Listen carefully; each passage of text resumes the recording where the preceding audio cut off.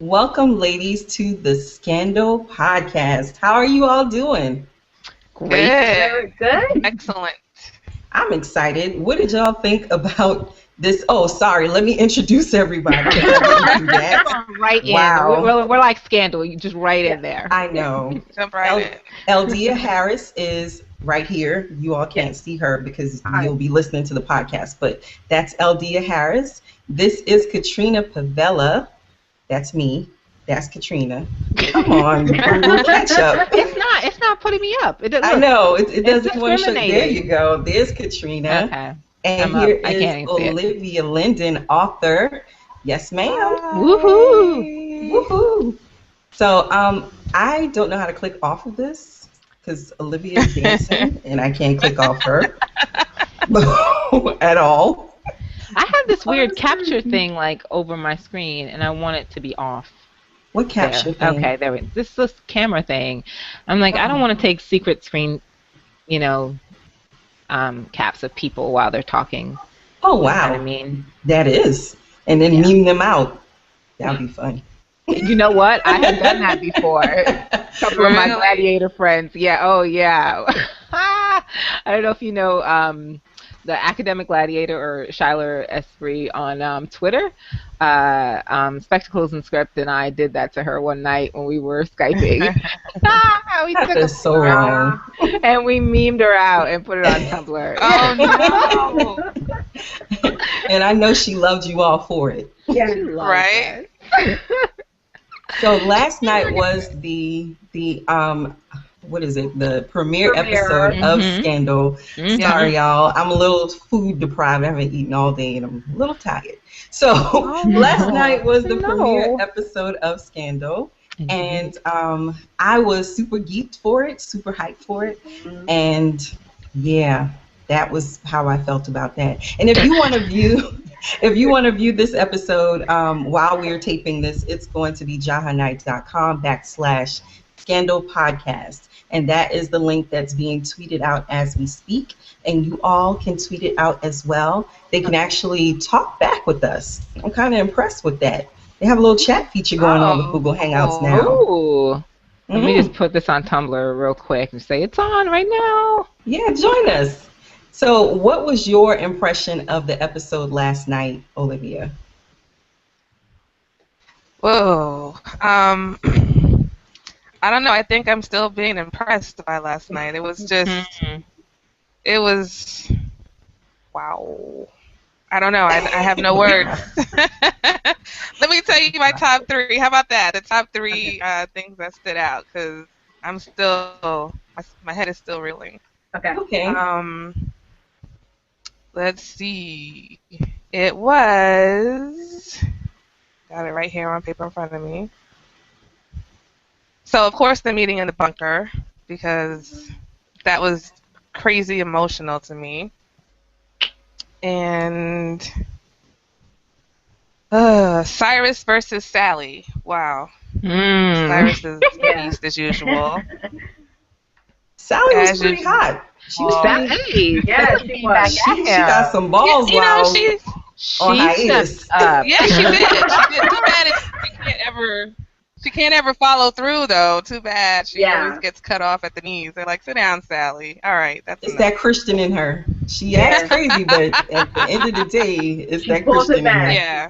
Yeah, she does. No, Sally is gangster. Sally is gangster. Christian, my ass. Sally is gangster. I think if other people like cut her off at the knees, but I really believe that woman will go for broke, and I feel like she will cut you, okay? She will cut you with the fine edge of her leather-bound Bible. But I'm just waiting for the follow-through.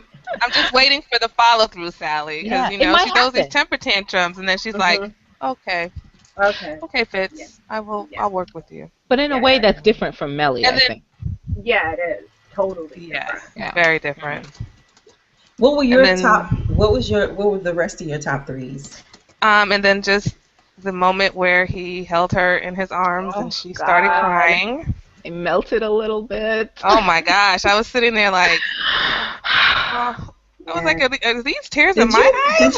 Did you put all of that breath in this mic just now? I did. Did we eat all that That's Yeah, you do. You need all of that when it comes to my OLEDs. That's right. That's to express all the feels. Yeah. I see. Okay, so that was it. What were your top three, Elde'a? Oh gosh, the scene of the bunker was like, I feel like I've been waiting for that for 2 seasons for Fitz and Melly and Liv to get in a room and have a scene together and really hash it out. They went at it, which was great. Olivia's coat, I just want to stare at the coat.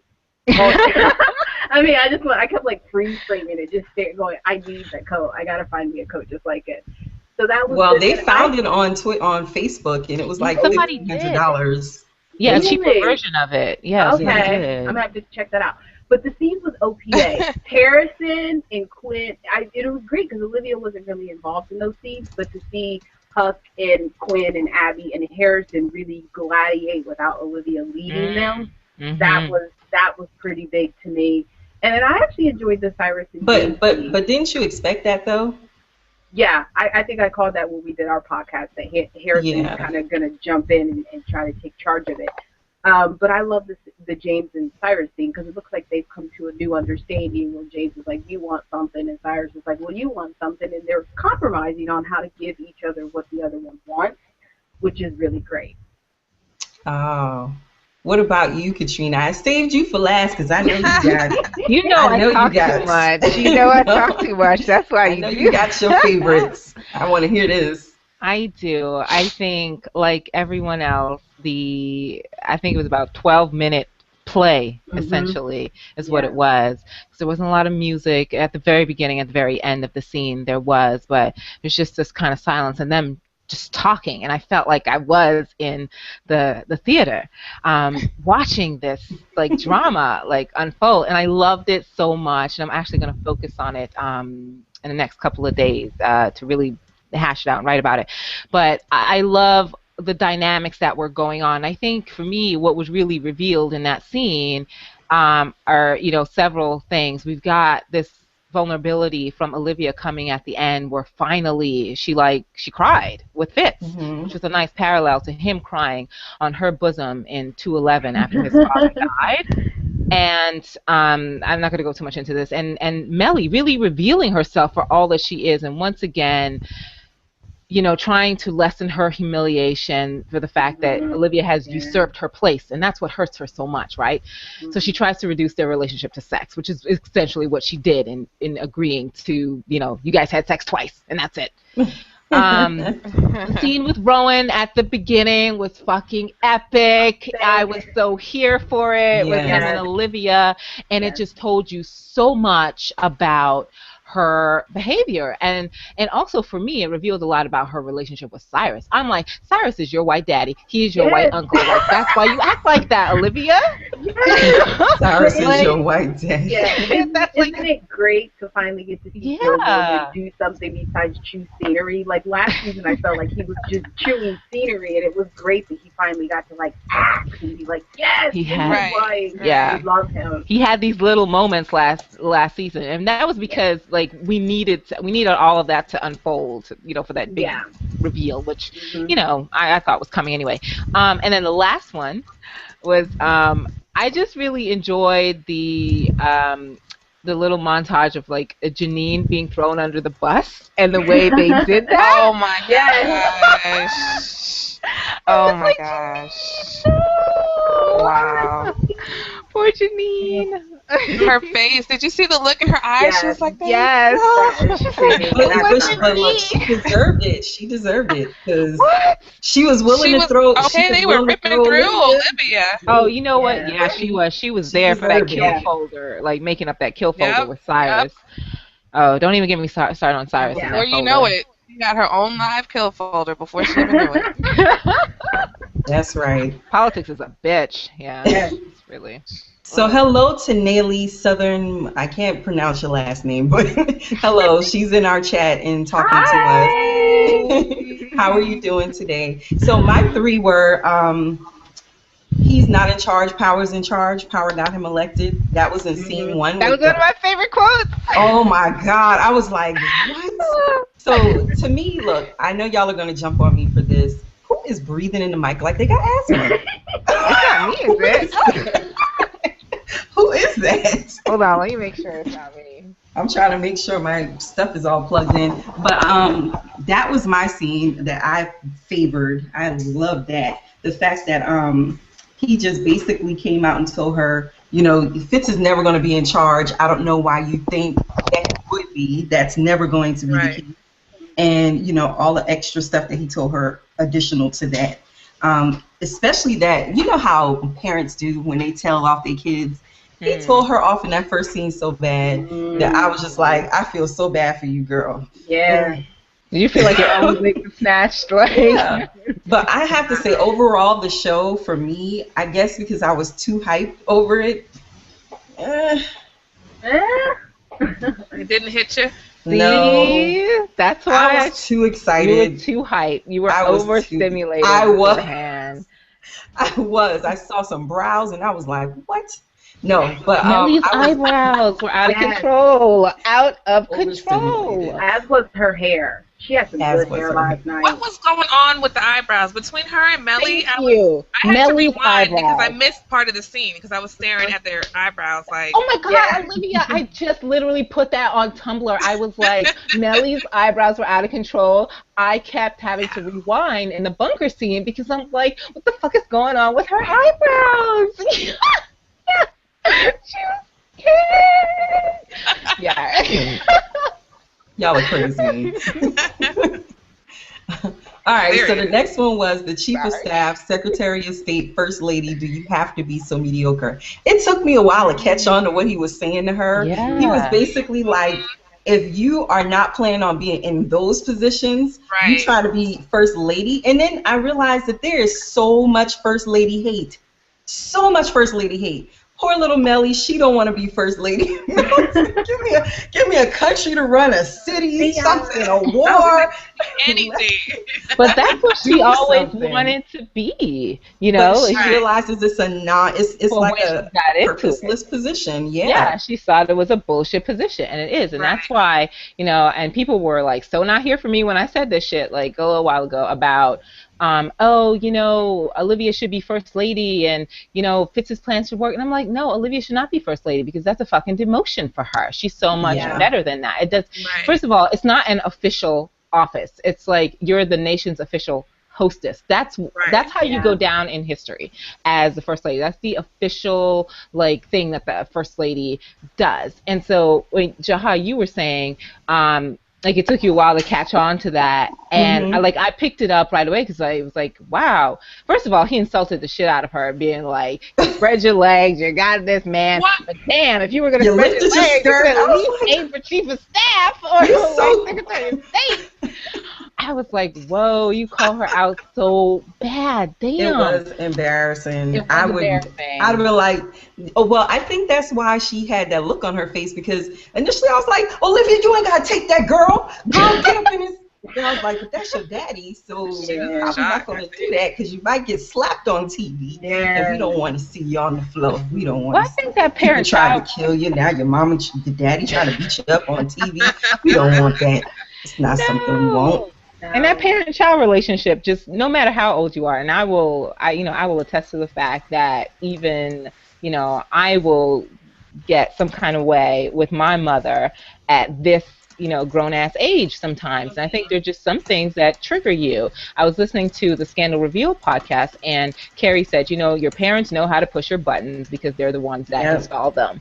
And it's so true. And so for me, that explained her behavior. But it also told me that Rowan has no fucking respect for Fitz, like, whatsoever. Wow. And I think it also brought home the fact that, and this is a very real thing, that the president is not supreme. And we see that right now with the government shutdown going on. Like, there's so many other factions that are at work. He's not the king of everything. And so Rowan saying he is not in charge, he is never in charge, like, for me, I think that's going to come back again and again this season. I need to know what's in that folder. Oh, I need to know you skipping ahead. We ain't even got to that. Okay, I'm so sorry, but... Oh, and this was the surprise because I didn't realize that when Fitz was shot, he called out Olivia's name. No one realized that. I was like, no one realized that. That was hidden. Oh, that was good hidden. I love that. I love that so much. So what was this case, because Olivia was the case clearly, was it compelling to you all, and why? And did it support the storyline or take away from it? It wasn't very compelling to me because I think we called it, like, I think going into it, people knew she wasn't really going to be outed as the president's mistress. Like, somehow they were going to finagle it to where it wouldn't come to that. It was interesting to watch, though. Like I said, watching those gladiators gladiate was very, very fun for me to watch. It wasn't, like I said, it wasn't overall compelling to me. Did it add anything?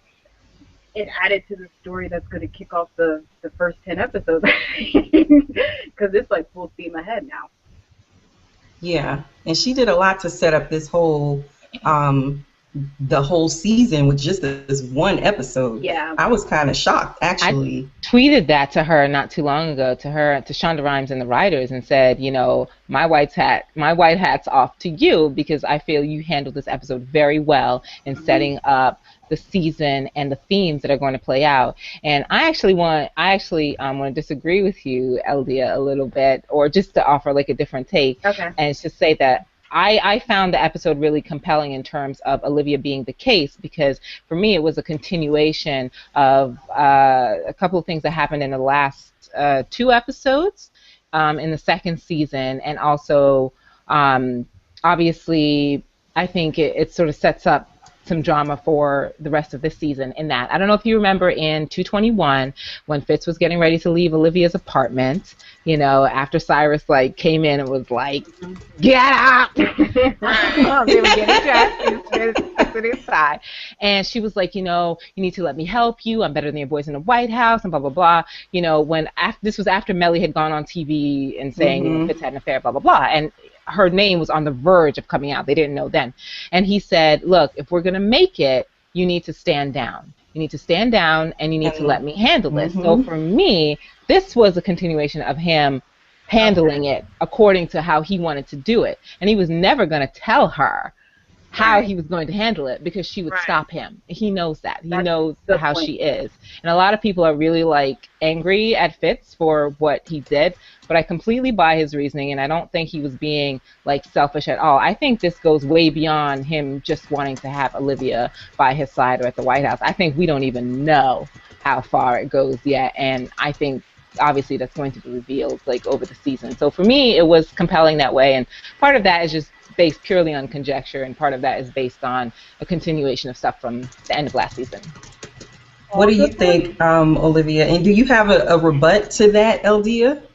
No, she made compelling points. She almost has convinced me. I'm like, she done strayed me from my point. It was good. I just wanted to add, I didn't want to get in a fight. No, we are not fighting on this podcast. We are ladies. Exactly. I might be. We only threaten each other. I'm not going to say what I was going to say. Oh, yeah. Yeah, we only threaten each other. We only threaten each other. Yeah, Katrina. You be trying to take off your earrings. We don't really go through with it. That's right. Don't make me have to do it. I don't need that to happen, because I like to not fight. I'm a lady. And you know why else it's not going to happen? Because I saw that a little somebody over the summer managed to come on the Tony Nation bandwagon. I saw you tweeting stuff and tumbling about my boy this summer after dogging out his eyebrows. Whatever. I just thought I would jump in. She said whatever. K-Star Rainbow. I was like, I might as well just go ahead. And I made these graphics and all. Might as well. What about you, Olivia? This thing be making you look crazy as heck. You start making these extreme faces. As far as the case being compelling, the episode was compelling, but the case itself really wasn't handled by the gladiators for Olivia. So in that aspect, I'm going to say not really, because she didn't want them to handle her. So we know they were handling her, but the focus was on what was really being done by Fitz and by Cyrus. You know, everything that we saw was really, you know, whether the gladiators kind of, you know, of course they helped, they pushed that along, they gave Cyrus that little bug, but Olivia Pope being handled by her own gladiator, it just wasn't that compelling to me. I don't know. There could have been a lot more to it, I think, and I still kind of see that separation between her and them that was happening all of last season. You know, and I thought that after the last episode with the conversation she had with Fitz, that she would have been, you know, not that she would have been open arms, yeah, guys, we're going in, this is about me, but not so isolating herself when, you know, they're her friends and they love her and she's going through this time and she's just like, no, back off, no, you know, it's just like, what? She is separated from them, and the crazy thing was when she came in and was like, "What did you do?" Which is something we saw on a little sneak peek. I was sitting there like, "Why are you angry with them for trying to protect you?" That is the craziest thing I have ever heard. You want to know why I think? I think, well, I think that it wasn't just the gladiators handling her in this episode, you know, and I think, Olivia, you were saying you didn't find it that compelling because they really didn't do that much gladiating for her, if you will. But everybody else was trying to handle the situation for Olivia, and everybody was trying to one-up each other. So Fitz was trying to handle it, then Melly tried to handle it, and Cyrus tried to handle it. At first her father tried to handle it, and then it got passed over to the gladiator. Everybody had a role in handling it. And I think, this is my suspicion, and it may come out to be totally, like, false, but I think she might be involved in this plan somewhere. And the gladiators going behind her back and changing on her by colluding with Cyrus and Melly kind of fucked up her plan a little bit. Janine wasn't supposed to be a part of that. Like, who knows if she and Fitz are in cahoots about this whole thing, and it's just not all been revealed yet. I don't know. For me, it's not been established that she was absolutely, completely clueless in this whole thing. Yeah. I don't know.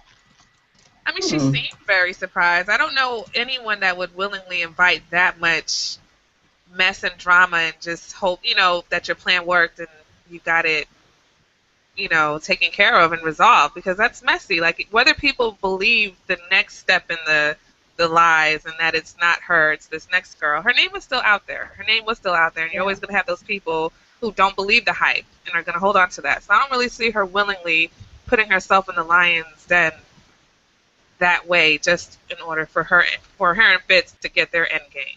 You know? I don't know what her complete end game is, but I kind of thought about it like this. There are two things I thought about. I thought, one, Olivia Pope always talks about getting ahead of the narrative, right? So that you define the narrative. So if she was part of leaking her own name, then she would be controlling the narrative because she would know how it would go. You know, we would see if that bears out or not. I don't know. If she had any role at all in it. Secondly, I thought about, you know, the whole concept of double jeopardy. Like, if you put someone on trial for a crime, they get off, you can't then put them on trial under that exact charge again. So the fact that her name was out there, leaked, blah, blah, blah, and people debunked it and then, like, got on this other girl's case, for that to come up again as her name, I just feel like people would be unlikely to revisit her as the mistress again. So... And I'm not saying it's completely impossible, but I just that thought just like popped in my head that by them doing this and then putting it squarely on this other girl with some random like email evidence, and then they'll have the media follow those crumbs until, you know, it reaches its endpoint. They might not be as interested in that story again and in digging that back up with her, unless there's something else that is even juicier. Right. What was the game-changing moment for last night? What did you all see or think of it, the game-changing moment? I think when Fitz outlined his plan to Melly. Yep. And filled her in, like, let me let you in on a little, let me let you know. But he gave a hint to that at the beginning when they were in that bunker, and he was like, she said, yeah, you going back and forth and y'all breaking up and going back together again and doing it again. And he was basically like, that sounds like a man in love with another woman. Like, what do you want me to say? So I just kind of felt bad about the fact that, you know, she's being told every which way but under the sun. I do not want you. I don't want to be with you. I don't want you. Leave me alone. I don't want to be with you. I feel sad for her. I really do. Yeah, I can't help but feel for Melly. I have such conflicted feelings for Melly, you know, because at once, like, I feel bad for her because, yeah, she has undergone some humiliation, but at the second, and, you know, and Fitz has made her know every which way, I don't want you, I don't want to be in this, I want a divorce. Olivia is the love of my life. He, like, finally admitted it to her face, said those words, that this is a man in love with another woman, like, which he had not done before. Right. Every which way. I mean, was she not burnt enough, like, waiting by that clock when the clock struck, you know, 8 o'clock? If she didn't get it then. No, because her whole... show my face back on TV. No, because her whole identity is defined through this marriage to Fitz, you know, and if she is not married to him, it's kind of like, who is she? And she'd have to start again. And, you know, I just think she can't face that. But, like, I feel bad for her sometimes, and also I'm just like, you're really just, like, you're sticking yourself in this, girl. Like, you really are. Yeah. Man, that's sad. What was the game-changing moment for you last night, Elde'a? I think the beginning of the first scene with Carrie and Joe. I think it set the pace for the entire season of how this show is going to be going, where the storyline is going to be going, and it let you know right off the bat really who's in control of things, and it's not Olivia, it's not Fitz, not Cyrus. Looks like it's Ronan, but it could even be someone else. So I keep thinking about that. I'm like, I don't know, maybe he's not the mastermind. Maybe he's executing someone else's plan in a way. But that who is power, right? Yeah. Right. Let me tell you, I would not want to meet Rowan in a dark alley. That is the boogeyman. I don't want to meet him in a lit room. Thank you. Right? He is scary. I was like, oh man, he was yelling the entire episode. I don't think his voice ever got quiet. Line everywhere. He was just so he was intense. just over the top with everything. What about you, Katrina? What was your game-changing moment? In addition to, you know, Fitz revealing his plan, which, let me say for a second, because I did this on my blog, but I'm going to take the time by video.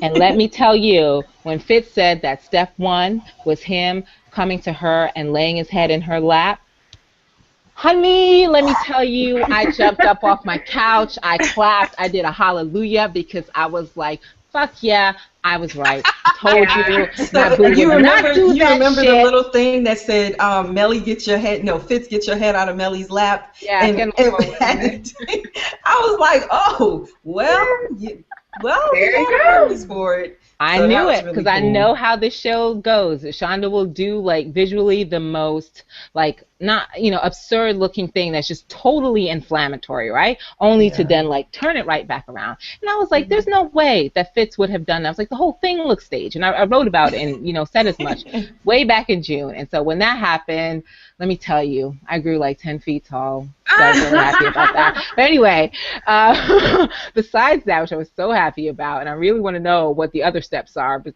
obviously step 2 is leaking Liv's name. But my game-changing moment was the end scene with Cyrus and Rowan and Operation Remington.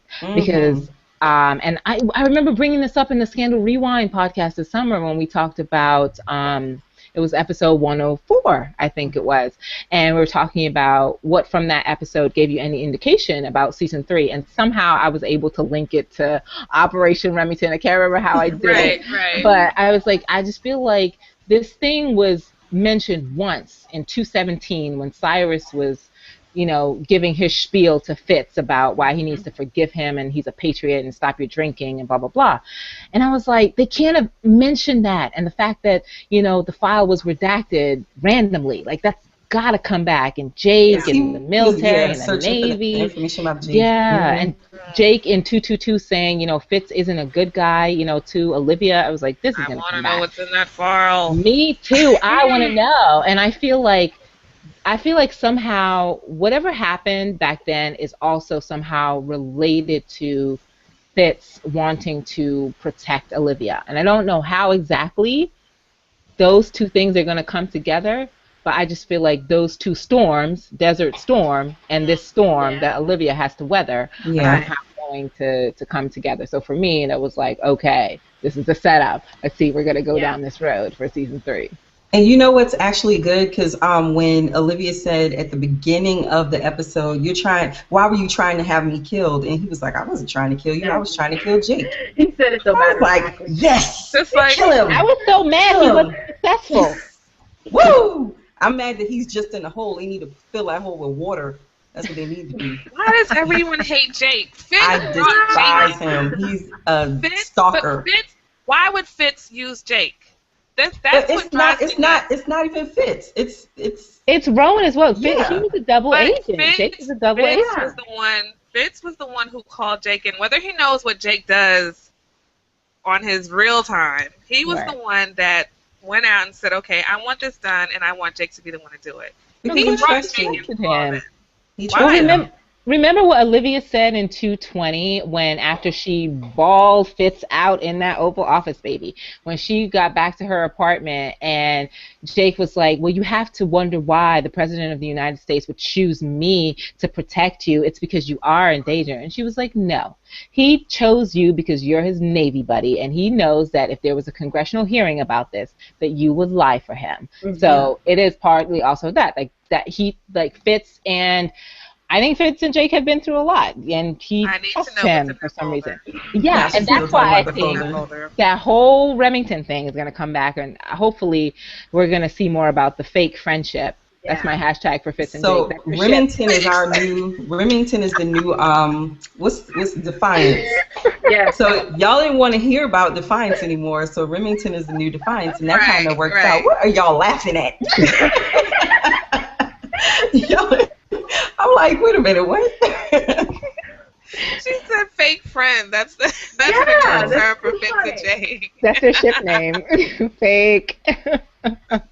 Y'all are a mess. Anyway, sorry, y'all. My game-changing moment was when Olivia told her father that she was never out of options, and she used that Providence key to meet with Fitz and Melly. I thought that was awesome. That's right. And then, when Melly gave this big old speech about not wanting to be humiliated, I love that. And the other one that I liked was when Sally was in the Oval and she was talking to Fitz, and she was like, why are you helping me? Why are you being so kind? And Fitz said, because we're not married. I really love that scene. That was one of those quiet little scenes that was just awesome. So perfect. It was great. It was. What scenes would you all have extended or taken out of last night's show? I totally would have extended the bunker scene. We could have had a whole episode of the three of them in that bunker, and I would have watched. No, ma'am. Yes! I would have been so mad. No. I could have watched that scene all day. We love Olitz so much is because we only get a taste every episode. It's never like a full meal of Olitz. Yeah, so that's probably what it is. You get just snippets, and you get to, vicariously live through that moment in that situation. Well, most of that scene, Melly was in it, so it wasn't even Olitz. It was I ain't even talking about that. I'm talking about the end when she was standing there. He was like, I'm coming to hug you. You ain't gonna walk away from me. Right. What, girl? What? You know you want this hug. Take it like a man. You gonna get this hug. You gonna get this hug. That was the only moment of tenderness anybody gave her throughout this whole thing. He was the only person that cared about her as a person. That is not true. It is true. It's the only moment. She didn't allow the gladiators to. Exactly. No, she did. She cared about her. Them off, so. Yeah, but what I'm saying is they were so worried about. They were taking care of the situation. No one was personally taking care of her, and that was the only moment that really happened, where she let someone in. True. Huck came out and got her, and because Harrison is. Look, I'm sorry, but I'm going to go ahead and sign Harrison up for the F-boy movement because, look, the fuckboy movement. So, and this is why. I never heard this. Because y'all never heard of this? No, the fuckboy movement. Oh, okay. Y'all really need to check out Kid Fury on his podcast, The Read. Okay. But maybe I need to fix my face until you explain it then, because I didn't like how it sounded. Kid Fury and Crystal have this podcast. It's called The Read. It's on iTunes, and they talk about the fuckboy movement, men that just ain't shit. And so, to me, when Harrison, look, I don't care if you gasp all you want, gasp. I thought you liked Harrison. I liked Harrison until this episode. First of all, now you got a mob outside. Harrison for a while. Don't lie to us. Look. You always chopping up. You always throwing Harrison under the bus. Harrison was standing at the door while Huck bomb rushed himself through that media frenzy to get Olivia. You hole in the door? What you on? Everyone has Hey, that's an important job. They can't all do the same thing. Y'all are giving him a pass. Y'all are giving Harrison a pass. Everyone He has does not their deserve. I thought he was and then he gets on the phone and calls Cyrus like a girl, talking about, my name is Harrison. You don't know me, but this is what I'm going to tell you, and you need to listen. Oh, you didn't listen? But that's what you hung up on me? But they went with it. But it worked. Come on, man. It worked. Look. It worked. It didn't work. It only worked because Melly had something on the back end. Wait. Either it didn't work or it only worked. Did it work or did it? Look, if Melly didn't have something on the back end, if Melly didn't have that, then it would not have worked. It would have been just a whack mess.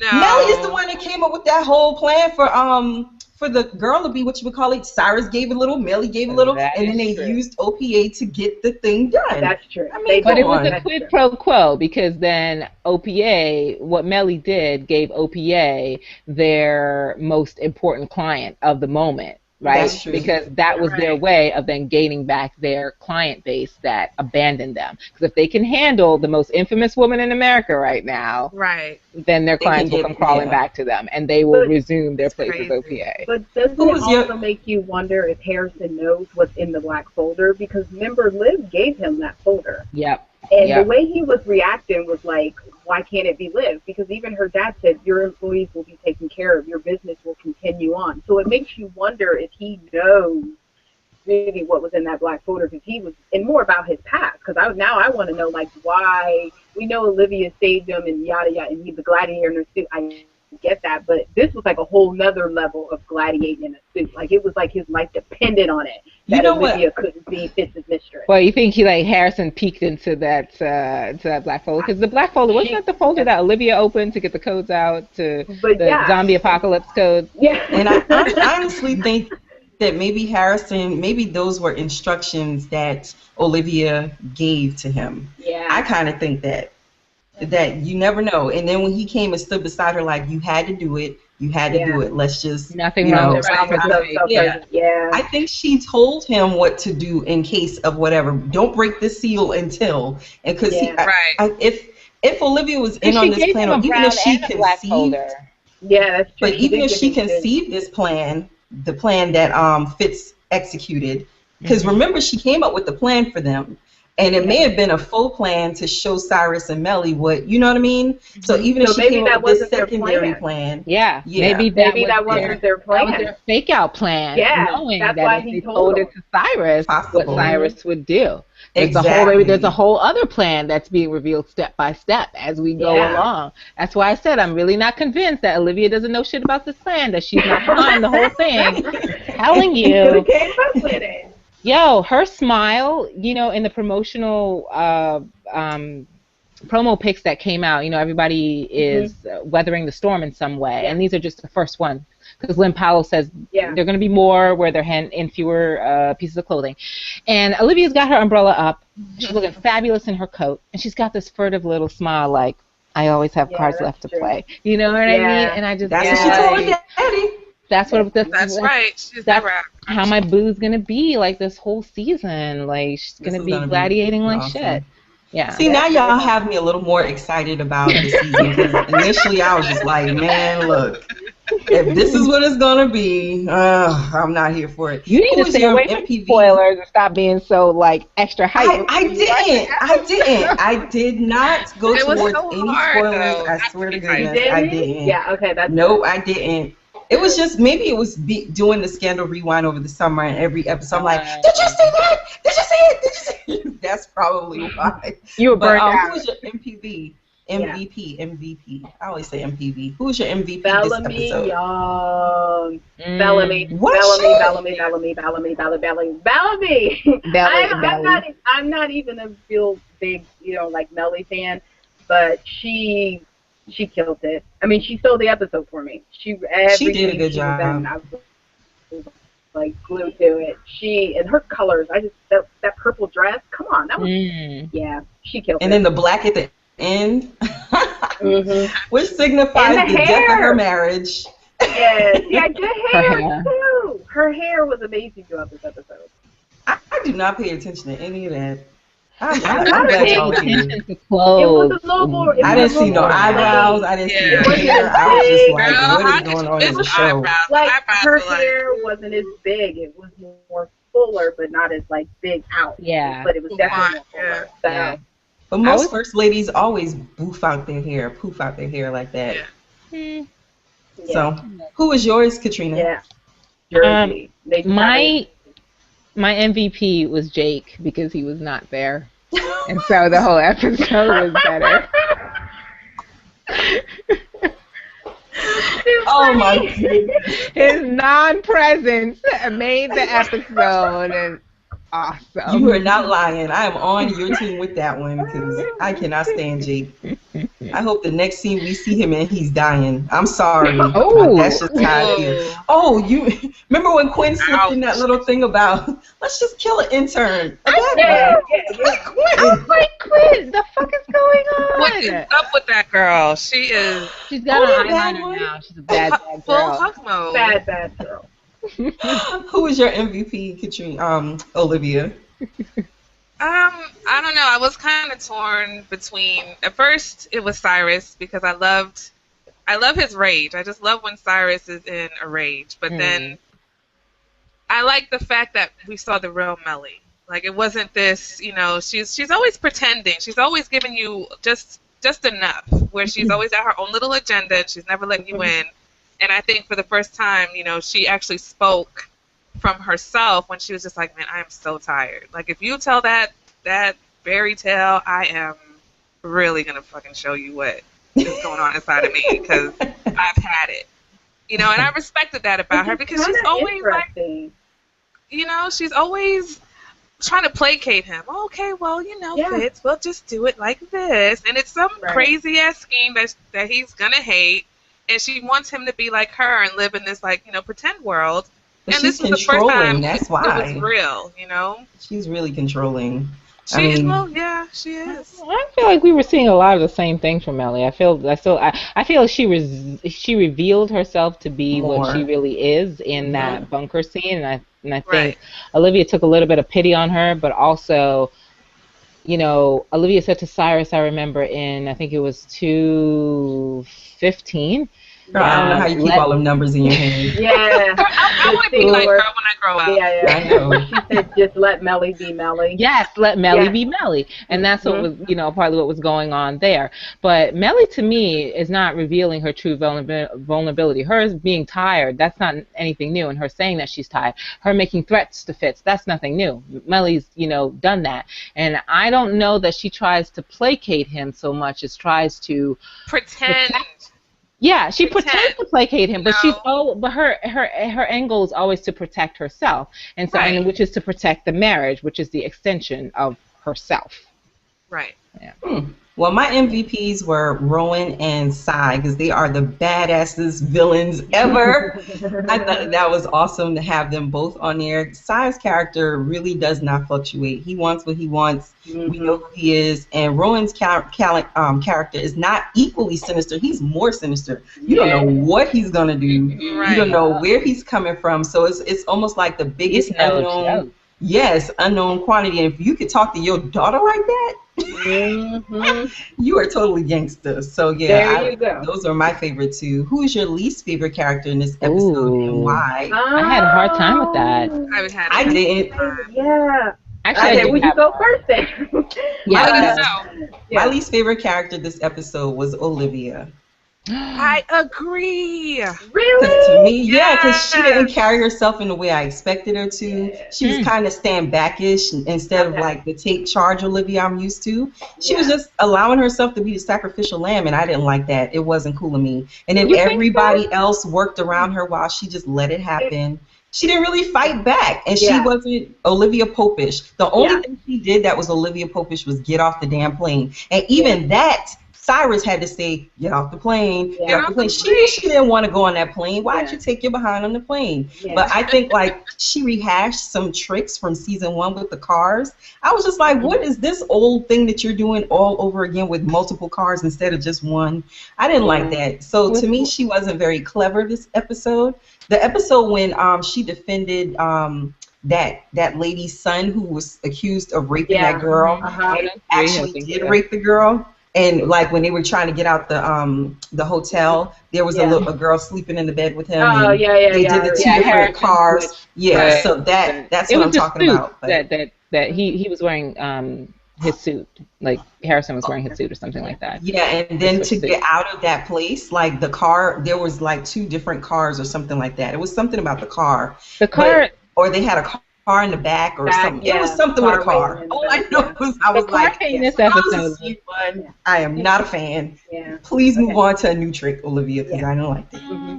That was my opinion. What do you have to say, Katrina? I'm looking at your face like, what? Yeah. What? No, I have a lot to say. I'm just like trying to remember what I want to say. I know you do. Well, my stance on this, and I knew that this would be true. First of all, I disagree that Olivia was standing back and letting herself be a sacrificial lamb. That whole scene that we got in the middle, the one act play, if you will, she was in white, and that's her in gladiator mode trying to fix the situation. She wasn't out there being like powerful in the way that I think we sometimes love to see her, but you can't be that all the time. And this situation is completely about her. She cannot handle it in the way that she would handle some other client. She cannot be out there in the forefront handling this because it is so intimately about her and Fitz. Yeah, but I think also there were all these, and for me, a lot of men really behaving really paternalistic towards her, trying to handle the situation for her. You had Rowan at the start. You had Cyrus telling her to get off the plane and do this. You had Fitz who leaked her name and in an effort to set her free and handle the situation for her. You had Huck who physically took her out of that car, and then Harrison blocking the way for her. Even James playing a role, in there. So there were a lot of these men that, for me, and I don't know why the gender thing is sticking out for me, that were trying to fix this situation for her. So I didn't feel like she was making herself the sacrificial lamb, but I think it was kind of necessary for her to have a little bit of a step back. And it may lend credence to the theory that underneath it all, she's the one connected to this, and so it would make absolute sense that she was kind of like in the background because she was the client. The client never plays like a huge role in, when it's sort of about them. But yeah. That's pretty good. I didn't think of it like that. See, y'all pay attention to the fashion in the clothes, and I have no idea. I'm not even looking at it for that. So that does give a different spin, and that's pretty interesting. I like it. What about the rest of you all? Did you come up with your least favorite since we've been talking? Yeah, mine was the OPA. I mean, I know I said earlier I loved all the scenes, but like when Harrison all of them? When Harrison, not Harrison. I love Harrison. She has no... When he said, "Are we gladiators or are we bitches?" And they were like, "Gladiators." I was like, "Come on!" I was like, "Come on, be a little bit more." I didn't get that. They were like gladiators. I was like, "Okay, are we in or are we out? Like, which one is it?" They were like, "Yeah." I was like, "Their mama was missing." Aw, poor things. So yeah. Are we gladiator or are we bitches? Yeah, that was the favorite from last night. Someone tweeted that we need that on a shirt. They were like, "I need that on the shirt." I was like, "Yes, we totally do." And when shit gets real and gets hard and people are thinking about jumping ship, we just gotta say that to people. Are we gladiators or are we bitches? Like, come on, stick with it. Stick with it. That is hilarious. The reason why I say that Olivia was my least favorite character, and it was a really hard question, and so I just want to put a discllaimer that if I didn't have to answer that question, I would have never thought of her in that light. I'm not jumping. You're entitled to have Olivia I'm going to put a disclaimer out there before I even talk. I just wanted to give a reason for her behavior. If I didn't have to answer that question, I don't think I would have thought it. But thinking about it, it was so much... It's not really something I can pinpoint with, like, okay, she did this, that, and the third. It was the feeling I got when she was on screen in certain scenes. There was something from her that, I didn't necessarily think she was going to go out on the crusade for herself and be all like, she can't. But besides her crying with Fitz, what the hell was going on in her mind during this damn entire episode. You know, I was sick of this face. I was sick of the... I was so tired of that face. The trembling lip face? The trembling lip. You know, I was just like, do something else. How you get mad at the lady? Drink something. Why she didn't even drink a glass of wine? I'm like, what? Now she mad because she ain't drink during the episode. No, she couldn't. Homegirl could not relax. She didn't have a moment to like take a glass of wine. On the couch under a blanket, pouting. I'm like, what? No. No, there was a lot of uncertainty going on for her. I know, but I just needed something. I needed more Liv. Yeah. I felt like she was just kind of a shell of Liv. Okay.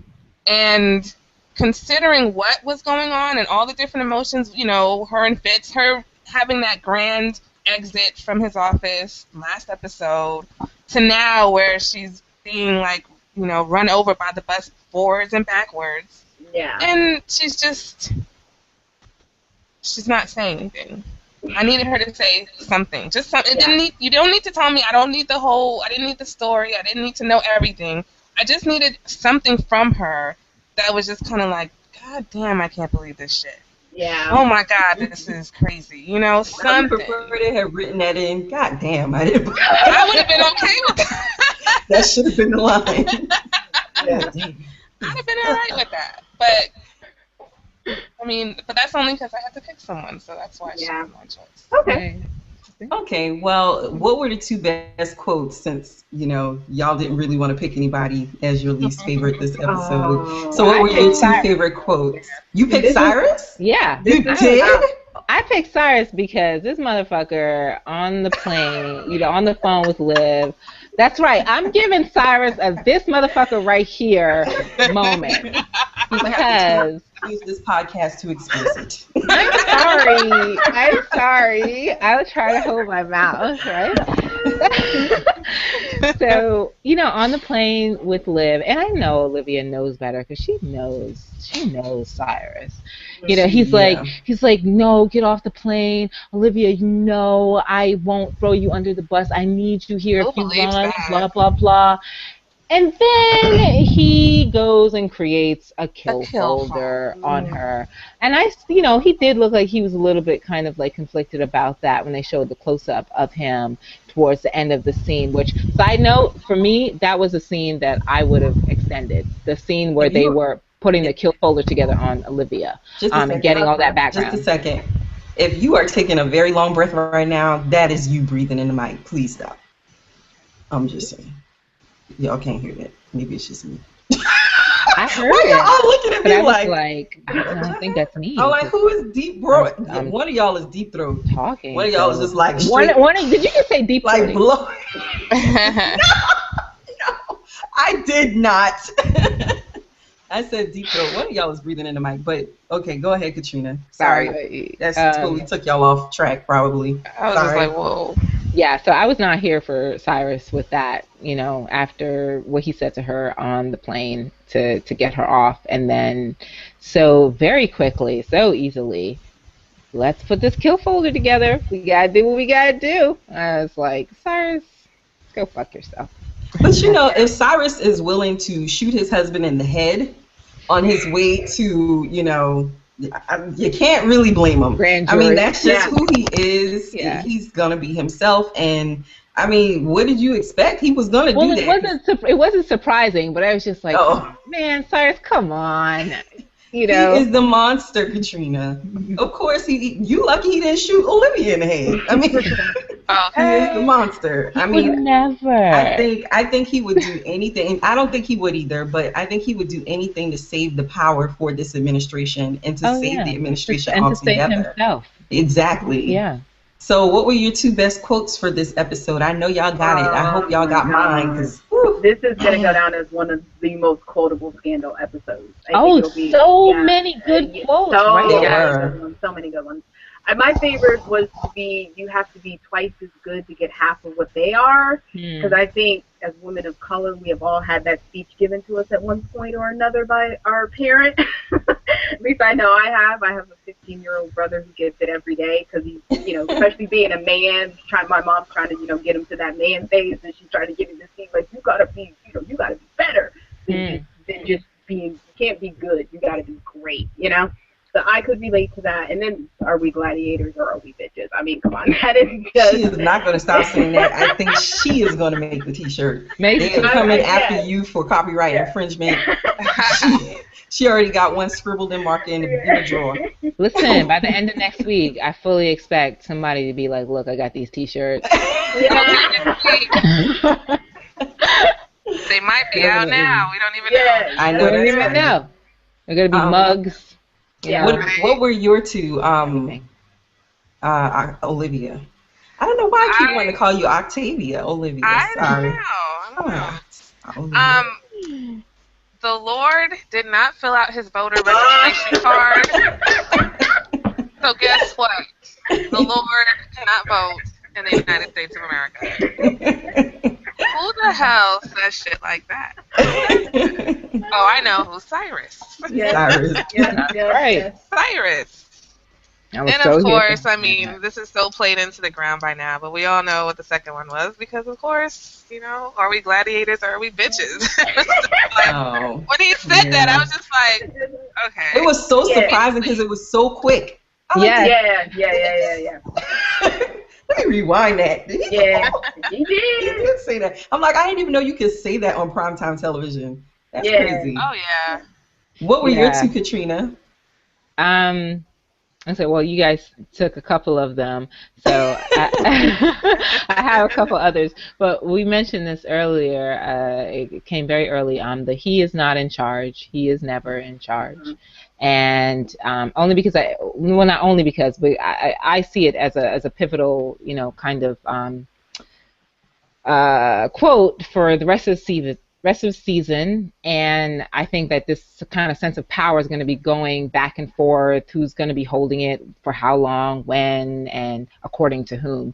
But also because it makes a nice complement with the All Roads Lead to Fitz thing, which is from season 2. Mm-hmm. Episode 5. That's right, 205. That's right. You got the numbers in your head. 2 Elde'a? Goodness. An episode he was not in. Guys, no, I am a special case because I still can tell you probably most, if not all, of the episode titles and numbers to 6 seasons of the L Word because I was freaking obsessed. Yeah, I kept all that shit in my head. So when I go in deep, I go in deep. Anyway, you're like, you're gonna find me at the deep end of this pool. That's right. I swear, I'm gonna end up at the end of Scandal. Like nobody's gonna want to sit next to me on a bus because I'm gonna be like 752, like Scandal line. Because I've gone in so deep. But anyway, my second one was Olivia in the bunker telling Melly, in order for me to do my job effectively, I'm going to need you to refrain from calling me a whore. I was like, all the snaps in every letter formation in the alphabet, baby. Tell her because she needs to be told. Yes. That was pretty neat. My favorite one, because you all took one of them, is actually, and to be clear, I am the hell and the high water. Oh! Yeah. I was like, what? Okay. I need to tell my daughter that sometimes when she's crazy. I am the hell and the high water. You better stop playing with me, little girl. So that would be the fun one. What was the moment or the character that you could relate to most in this episode? Oh, wow. That was tough.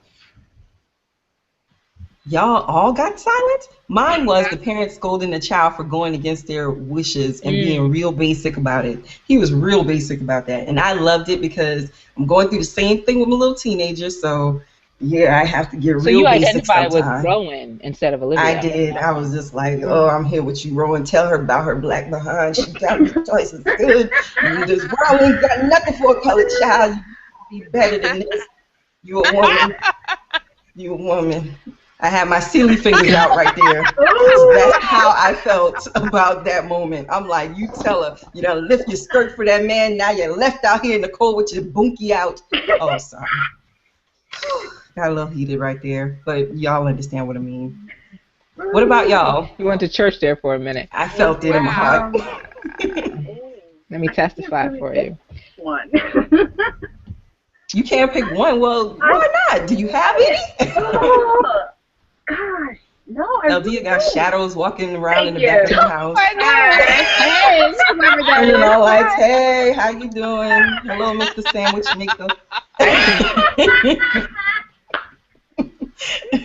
I really can't pick one, honestly. I really can't. Can't really relate to it. Probably Harrison, take charge. I've had moments where I've kind of had to jump in and, where something just needs to be handled. You just got to get it done. You think Harrison handled something? What did Harrison handle? Please tell me. Because I wasn't there. I didn't watch this episode. He thought he was. He led the team. He led OPA. Harrison had his penis in his hand. That's all Harrison was doing. He did not lead a team. I'm sorry. I wish I was wearing y'all need to stop right it. now because I would be touching them.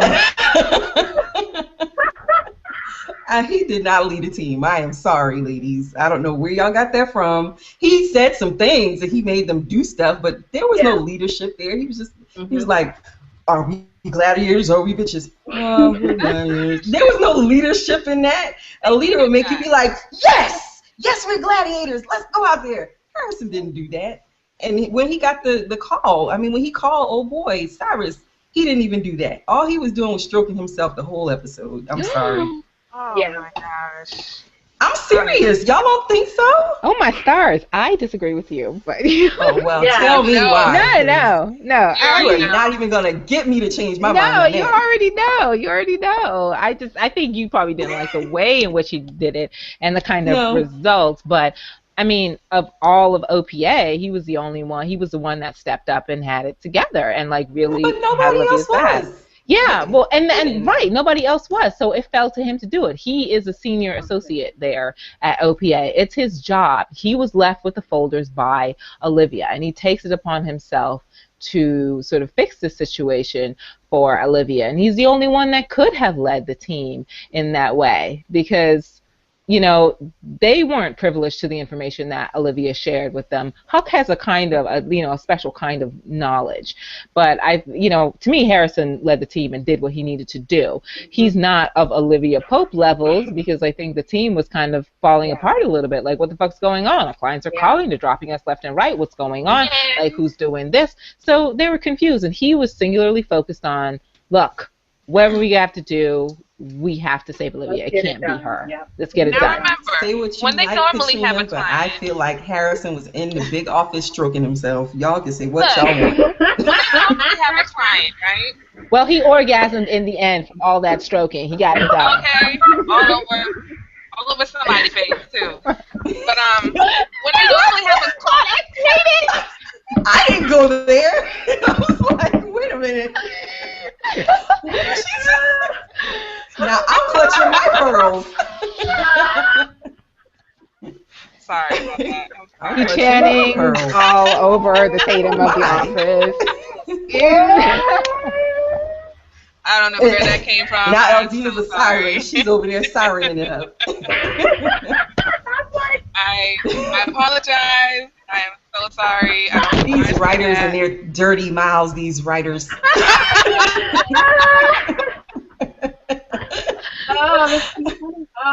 Oh, I'm hot. I don't know what I was going to say anymore. Never mind. We should just move it on.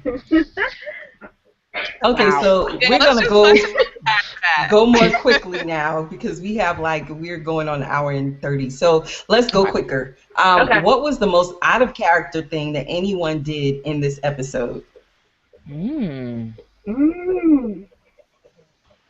Y'all are interesting because y'all act like y'all did not even have these questions before the episode.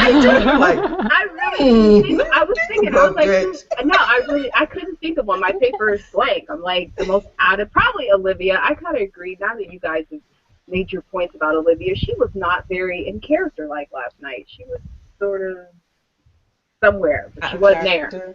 Yeah, she was. I thought it was Sally opening up to Fitz about her marriage. Yeah, that was mine. That was. I loved it. That was pretty out of character. That was very, very different for her. I wouldn't think she would ever trust him in any way. And maybe it's because he opened up that door to honesty with her, because he actually confessed that, yes, you know, I have transgressions against my marriage, which, you know, obviously he would never say Olivia's name to anyone who doesn't already know.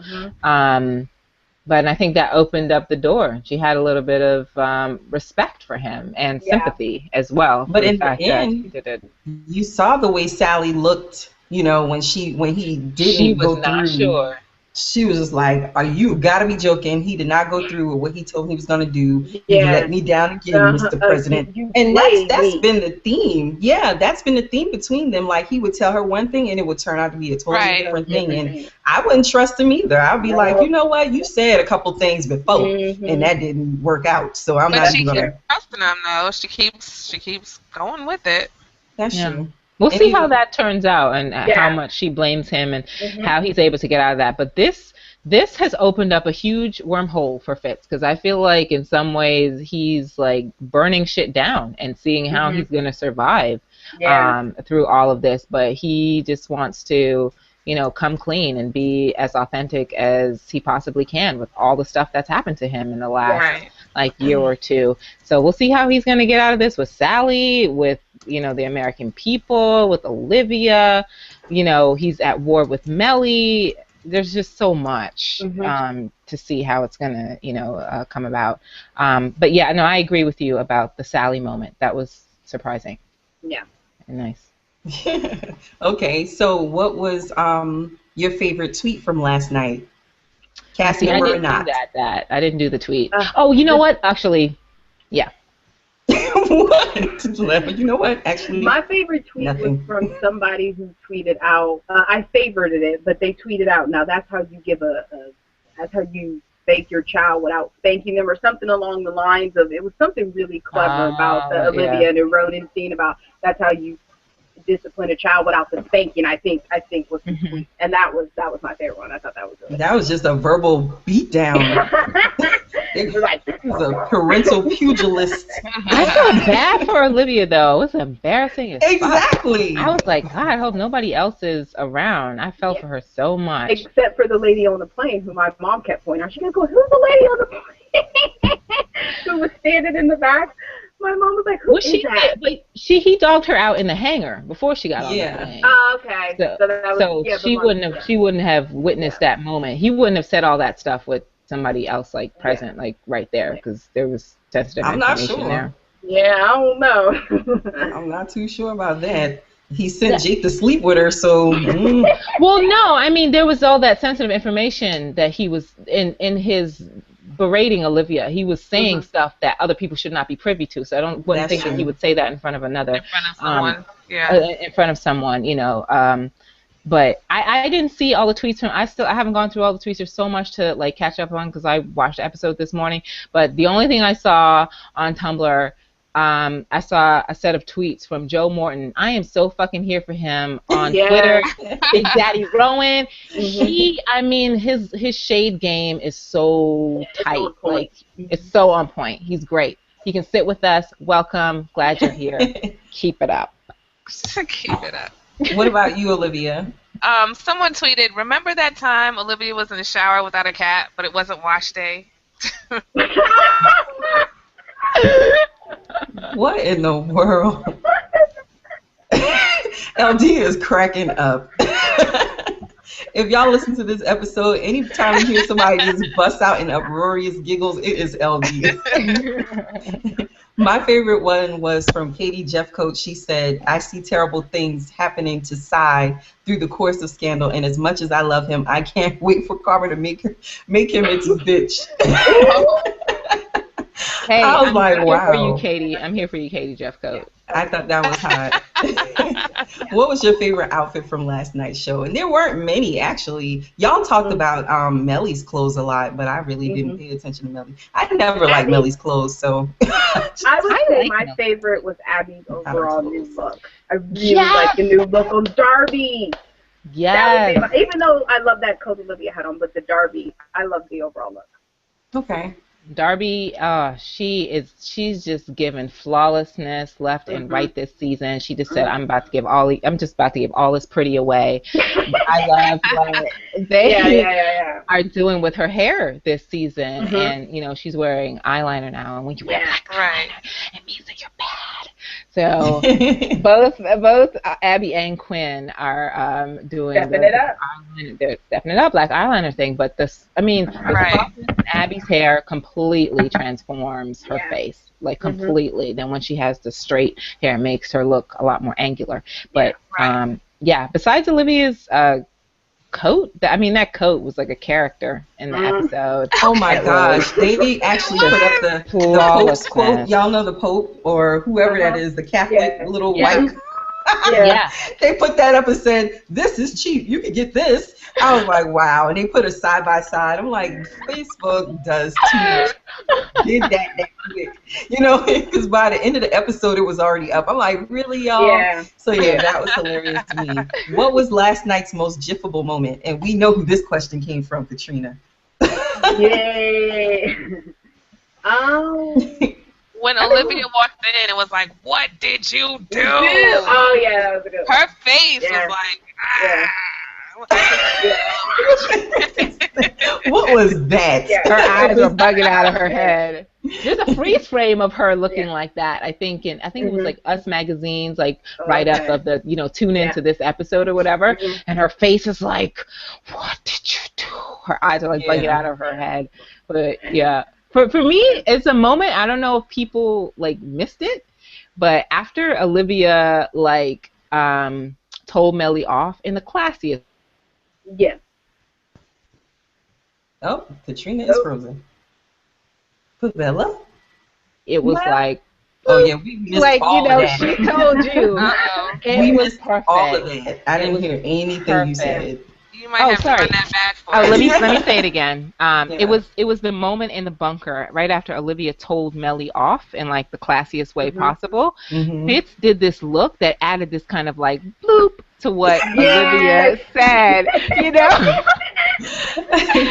was awesome. I was like, I need a gif of that, and for somebody to just write bloop over it. It was perfect. It was like, she told you. What about you, Elde'a? That's a hard one. Probably the Olivia, I always have cards left to play. I think that was a good one. I always have cards left to play. Yeah, when she did the spin with the hair, that's pretty good. Oh, mine was I am the Lord's witness, where Sally said that to Cy, and then Cy was like, the Lord? And she's like, I don't say anything about your godless homosexual lifestyle. And she called it a brown baby. I was like, oh. Okay. And your brown baby. He's like, I keep my opinions to myself. Yeah. I thought that was awesome. Sweet brown baby. So how do you think, well, you've been telling us all episode, Katrina, how you feel like this episode showed the show's larger plot. What do you all think? How did this episode serve to show the show's, this is like a tongue twister. How did the episode serve the show's larger plot? That's better. Just read it directly from the paper. I don't know. I don't know if I have an answer. Me neither, for that one. After I finished watching it, I was just like, I don't know. How am I going to talk about this? After a Scandal episode, which is just to be like, what just happened? I had to watch it a second time. I always do. Oh. The last 5 minutes for me of the show really just slammed a ton of options in for the second season. Like Fitz telling Melly that they're at war. That was awesome. Cyrus finding out about Operation Remington. That's going to be awesome. Yeah. And even pulling it back from the beginning of the episode and knowing that they were trying to kill Jake. Why are they trying to kill Jake? Does it have anything to do with Operation Remington? Yeah. That could be a possibility. So even that. And then knowing that this plan is in motion, this larger upper plan of, Fitz and Olivia and him telling Melly that they're at war, and maybe that Olivia's on his side. Like they actually have a plan to get out of this together in a good way. So those are my how it serves the larger plot thing. The season arc, we have to ask Katrina all about this. So, based on this episode alone, what do you think the overall arc will be, and any possibilities for season 3B arc? You know, I really wonder how they're going to split this season up, because there are a few things that have to happen. Exactly when or how they'll happen or how they'll play out, I'm not sure yet. So Fitz's re-election has to happen at some point during this season. And whether they're gonna do it in 3A or they're gonna stretch it out to the second part of 3B. And so if Operation Remington is going to be revealed as part of 3A, I believe that's actually going to weigh on the re-election process, because I believe there is a connection there and something that they're trying to prevent from coming out or being known, or something that could harm him in his re-election efforts.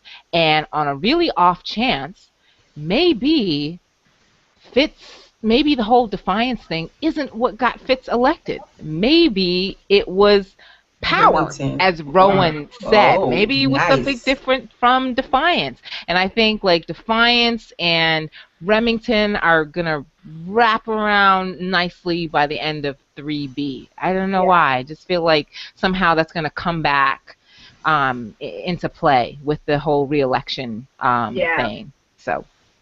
And the Break 4 scandal ends. It starts on 11/28. No, 12/6. Yeah, 12/6, and it starts on 3/7. So it's definitely a lot that we're gonna be getting in these next 2 months, and then taking that long break and then coming back to it. I actually like that we're doing that. Like, this is the way that they're doing it, instead of the back and forth that they were doing last season. I could have choked them. Like, stop playing with my emotions. Yeah, I think it also messes with the momentum of like gaining a viewership, because if one week people are like, oh yeah, the show Scandal, I need to tune in, and then they think it's going to be on the next week and they tune in and it's like repeats or some other show or whatever. You can't get a momentum with like a new audience. Does Scandal ever do a repeat? They did repeats while they were off for when they would be off for a couple of weeks. They weren't showing new episodes. Sometimes it would be a repeat, but or something else would air, but mostly it would be a repeat when they were taking those 2, sometimes 3 weeks off. But splitting up the season, I was saying to a couple friends the other day, this works a lot better for them with the kind of pace that they have. It's much more like a cable show where you get 10 or 12 episodes in a go, and it allows them to do a complete kind of story arc, plan it out, and figure out how they're going to connect it to the next one. So I'm really looking forward to what they are planning out for this season in both sets. I'm just so excited for it, and that this time, there are no barriers or no last minute, oh, we're going to add 9 episodes, or oh, we're going to change this. They don't have to, change shit around. They've had time to plan, and so now I know what you mean about the 3A and the 3B, because initially I was like, what is she talking about? I don't know what this is. I'm like, I don't know people going to ask me what this question means, and I don't know. So I'm glad you were on this first episode to explain that, because I really didn't understand, and now I totally understand what you're saying. So that makes perfect sense. Anything else you all want to say about this episode and how people can reach you all so that they can follow you next time? Overall, I loved it. I think it'll go in the top 10 as a great episode. I don't know if it's top 5 yet. I may have to rewatch it a couple more times to see if it's top 5 worthy.